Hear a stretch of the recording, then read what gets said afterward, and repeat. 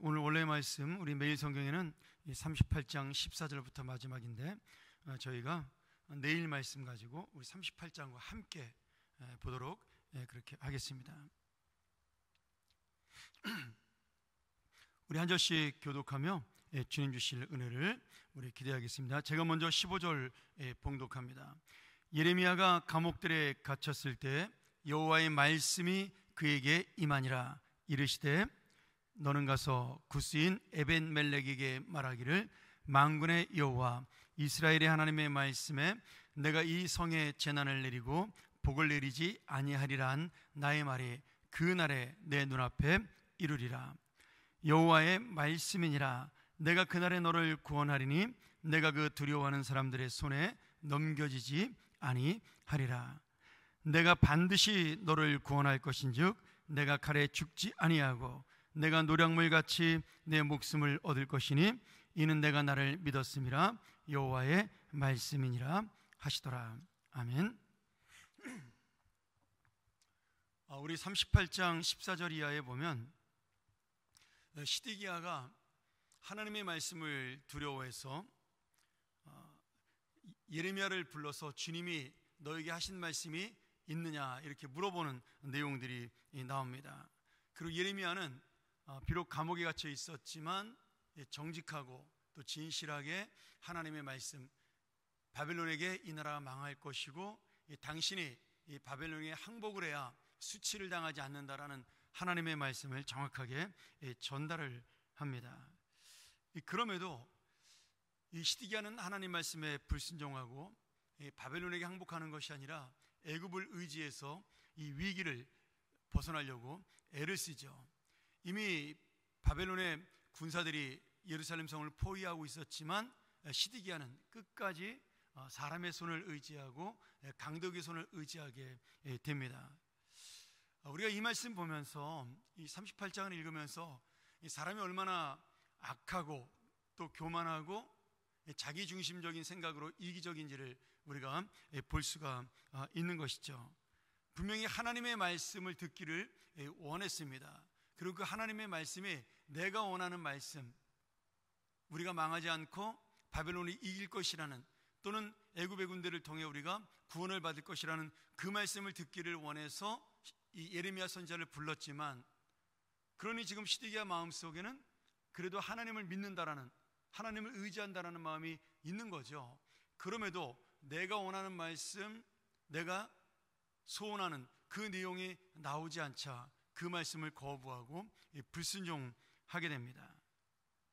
결국 이 시드기야는 예레미야의 말을 거절했다가 39장에서 예레미야가 전한 예언의 심판의 말씀이 그대로 이루어져서 바벨론에게 예루살렘이 함락되고 이 시드기야와 신하들, 자녀들은 도망을 가다가 바벨론 군사들에게 결국 광야에서 붙잡히게 되죠.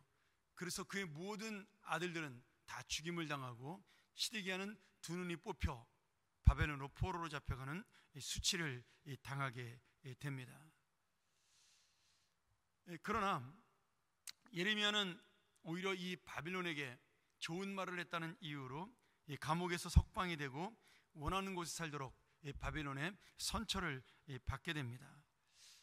참 어떻게 보면 이것이 겉으로 드러난 현상만으로 보면 예레미야가 지금 매국의 일을 해서 하나님 앞에 진실한 삶을 살았지만 사람들이 볼 때는 그가 바벨론에게 충성함으로 마치 거기서 혜택을 받는 것처럼 보이는 그러한 모습으로 우리에게 비칠 수가 있습니다.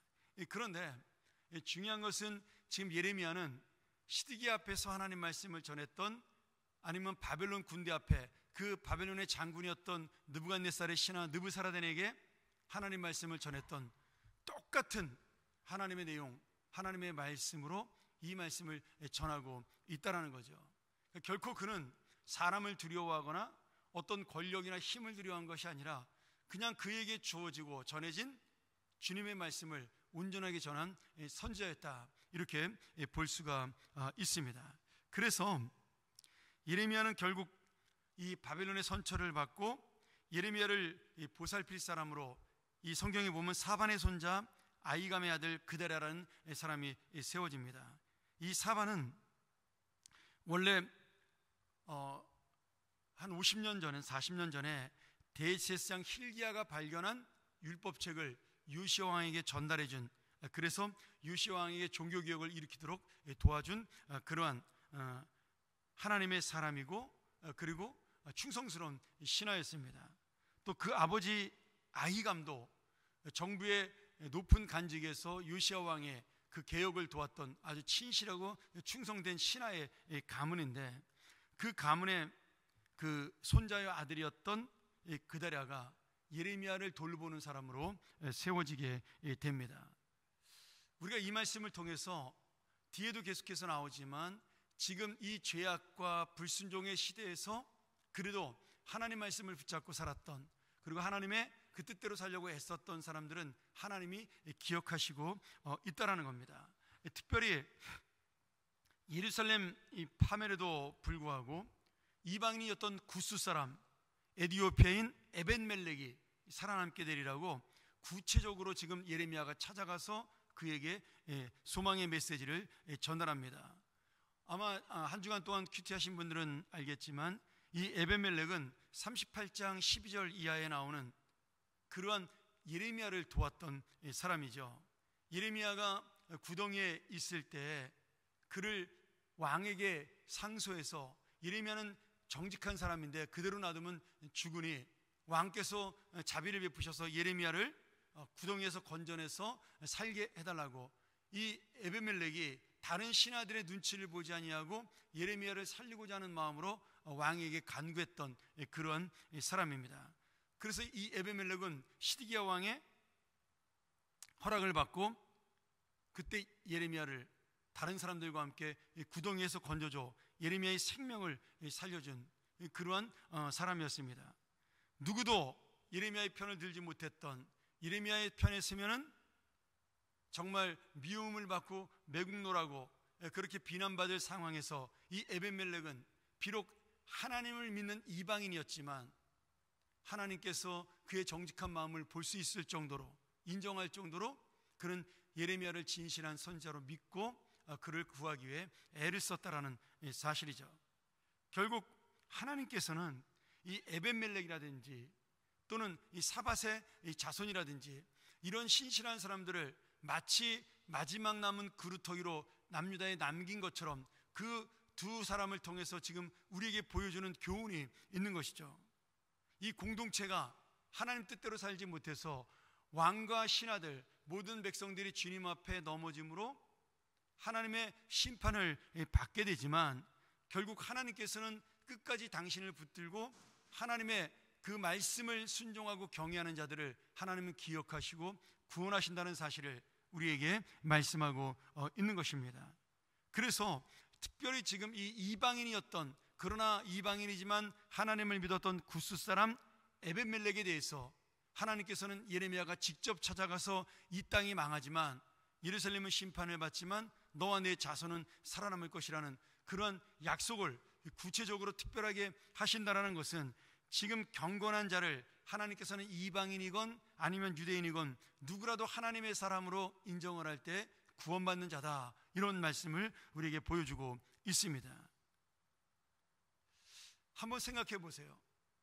아무도 하나님 말씀을 따르지 않는 그 세상 속에, 아무도 예레미야를 따르지 않는 그러한 상황 속에 그가 아무리 옳다 하는 것을 인정하고 안다 할지라도 예레미야의 편을 들고 직접적으로 예레미야를 살려달라고 말하기가 쉽지 않은 그런 상황 속에 자신의 목숨이나 자신의 어떤 권력이나 관직이나 이런 모든 것들을 다 내려놓고 정말 죽음을 각오하고 예레미야의 편에 서서 그를 살려달라고 외치는 에벤멜렉의 이 모습, 수많은 사람들은 이 예레미야를 비난하고 그를 죽여야 한다라고 이야기했지만 끝까지 하나님의 말씀을 믿고 예레미야를 도왔던 이 사반의 손자 그다랴, 이 사람들이 비록 극소수지만 그 유다 땅을 살릴 수 있는 그루터기로 하나님께서는 그 믿음의 씨앗으로 남겨놓고 있는 겁니다. 결국 이 말의 의미는 무엇입니까? 너희가 지금은 70년 동안 포로로 잡혀가지만 이 믿음을 가진 자들, 이 하나님의 말씀을 두려워하고 하나님 말씀 앞에 순종하는 자들을 내가 너희들에게 남겨줌으로 너희들이 70년 뒤에 다시 돌아올 때, 그때 역시 이 믿음을 가진 자, 이 하나님을 의지하는 자, 말씀 앞에 순종하는 자들이 이 땅을 다시 세울 것이라는 그런 회복의 약속을 이 지금 그다랴와 에벤멜렉이라는 사람을 통해서 우리에게 보여주고 있는 겁니다. 사랑하는 여러분, 우리가 이 땅을 두려워할 수밖에 없습니다. 정말 불의하고 내 마음속에 볼 때마다 분노가 차고, 어떨 때는 정말 세상에 이럴 수가 있을까, 이런 부조리하고 정말 불의한 세상을 바라보며 내 마음속에 정말 힘들고 어려운 마음을 가지고 있지만, 하나님께서는 내가 주님 말씀 앞에 순종하고 이 불의한 세상을 따라가지 않는, 그러나 그렇게 분노하면서도, 아니면 마음속에 옳지 않음을 알면서도 사실은 따라갈 수밖에 없는 것이 우리의 현실과 상황 아니겠습니까?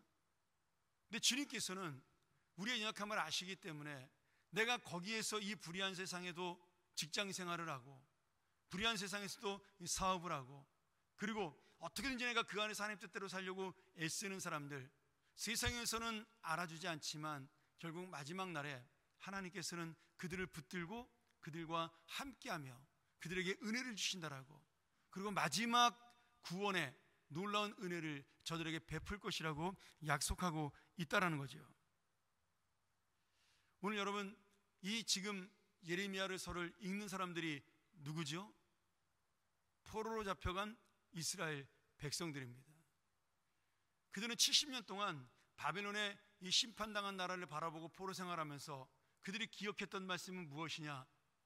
자신들의 선조들이 믿지 않았던 예레미야의 말씀, 불순종했던 이 예레미야의 예언, 이것이 바로 70년 동안 포로 생활했던 이스라엘 백성을 버티게 한, 예레미야가 심판만 전한 것이 아니라 결국은 하나님이 너희들을 70년 안에 구원할 것이라는 그런 놀라운 소망의 약속도 주셨기 때문에 믿음으로 사는 자에게 이 에벤멜렉처럼 그달랴처럼 하나님 앞에 선 자들을 분명히 기억하신다는 이 말씀을 보고 이들은 70년 동안 낙심하지 않고 그날을 기다리며 살았습니다. 그리고 바사왕 고레스가 그들에게 칙령을 내려서 포로들이 기환할 수 있다라는 그런 어명을 내렸을 때 기다렸다는 듯이 이 예레미야의 말씀을 기억하고 에스겔 선지자를 통해 계속해서 주님 말씀을 배운 많은 이스라엘 백성들이 하나님의 이 약속을 의지하고 그 황량하고 정말 극소수만 살아남아서 그 땅을 살고 있었던 예루살렘으로 돌아가 다시 한번 마치 황무지를 개간하듯이 하나님의 은혜를 기억하는 그러한 마음들을 갖게 한 것입니다. 여러분, 오늘 이 말씀이 예레미야 시대 시드기야 왕의 시대의 말씀으로 끝나지 않습니다. 포로 귀한 자들에게 쓰는 말씀으로 끝나지 않아요. 오늘 우리에게 주시는 말씀이죠. 지금 이 세상을 바라보면 그 당시 남유다나 우리나 별반 차이가 없습니다. 사람들은 알면서도 권력과 재물을 쫓아가고 욕심을 따라 살아갑니다. 강대국을 의지해서 우리나라에도 다 알고 있잖아요. 친미파도 있고 친일파도 있고 눈에 보이지 않는 친중파도 있고, 그런 사람들을 통해 어떻게 보면 이 땅이 다스려지고 있고 지금 통치되고 있는 걸 보면서 우리 안에 참 하나님의 이 통치를 인정하지 못하는 것에 대한 분노와 그도 안타까움이 있습니다. 그런데 그것을 사람의 감정이나 아니면 인간의 분노로 쏟아내는 것이 아니라 정말 경건한 이 그달랴처럼 에벤멜렉처럼 내가 하나님 앞에 진실하게 서는 자로, 주님 말씀 앞에 순종하는 자로 설 때 하나님께서는 정말 마지막 소돔성에 고모라성에 10명의 의인을 남기듯이 우리 때문에 이 땅을 다시 한번 살릴 수 있는, 회복시킬 수 있는 은혜를 주실 수 있고요. 그리고 다시 한번 또 우리를 통해 하나님의 은혜를 만나는 그러한 놀라운 역사를 주님께서는 허락해 주신다라고 믿습니다. 오늘 여러분, 이 세상을 의지하는 것만큼 어리석은 것이 없습니다. 매일 우리는 실망할 수밖에 없고 매일 넘어질 수밖에 없습니다. 아무리 지도자가 바뀌고 사람들이 바뀌어도 여러분, 우리 인간의 욕심 속에 있는 나라는 절대로 바뀌지 않습니다. 이 부조리한 세상을 다시 한번 바뀔 수 있는 것은 하나님의 통치를 인정하는, 하나님의 은혜를 의지하고 진실하게 살고자 하는 성도들밖에는 이 땅을 바꿀 능력이 없다라는 것이죠. 우리가 주님의 그래서 마지막 소망입니다. 하나님의 교회가 바로 서는 것도 여러분, 유명한 목사님이 대단한 스타 목사님이 등장을 해서 큰 교회를 세우는 것이 하나님의 교회를 여러분 회복시키는 것이 아닙니다. 지금 한국교회 전 세계에서 제일 큰 교회들 10대 교회 중에 5개가 한국에 있지 않습니까? 그런데 교회는 계속 줄고 있습니다. 1년에 5%, 7%씩 줄고 있어요. 여러분, 결국 이 말씀은 무엇입니까? 하나님을 의지하는 마지막 남은 백성들을 주님이 지금 기다리고 있다라는 거예요. 경제를, 물질을 의지하지 아니하고, 권력을 의지하지 아니하고, 나라와 사람을 의지하지 아니하고, 예레미야처럼 진실하게 하나님의 약속을 바라보는 자, 하나님의 은혜를 바라보는 자에게 주님은 아직 이 땅에 소망을 갖고 있다는 겁니다. 오늘 우리가 아무것도 아닌 사람이지만 여러분, 이 그달랴라는 사람, 에벤멜렉이라는 사람이 무슨 힘이 있는 사람이었겠어요? 이들이 누가 알아주는 사람이에요? 여러분이 성경을, 예레미야를 읽으면서 이 그달랴나 에벤멜렉이라는 사람의 이름을 기억한 적이 있습니까? 저 역시도 이 사람들의 이름조차 기억 못했던, 그냥 지나가면서 읽었던 사람에 불과합니다. 그러나 하나님께서는 이들을 통하여 지금 하나님의 희망을, 하나님의 약속을 보여주고 있는 것입니다. 사랑하는 여러분, 누구나 보이지 않는 말씀에 순종한다는 것은 쉽지 않습니다. 입으로는 아멘을 하기가 쉽지만 이 세상 앞에 나가 내가 진정한 아멘의 삶으로 사는 것은 누구나 어렵습니다. 그럼에도 이 외롭고 힘든 믿음의 길, 그리고 주님의 진리의 길을 따라간다면 결국 하나님은 다시 한번 우리들에게 약속해 주실 것입니다. 오늘 에베멜렉에게 말씀한 대로 내가 반드시 너를 구원할 것이다. 그날에 너를 구원하여 내가 너의 눈앞에 살아있음을 보여줄 것이다. 오늘 이 하나님의 약속이 바로 우리의 약속이 되고, 이 교회의 미래의 약속이 되고, 우리 사랑하는 자녀들의 하나님이 주시는 귀한 복이 되리라고 믿습니다. 오늘 이 말씀을 통하여 다시 한번 주님의 말씀 앞에 살아가는 자, 세상이 아닌 주님만 바라보는 자로, 믿음의 사람으로 살아가기를 간절히 축원합니다.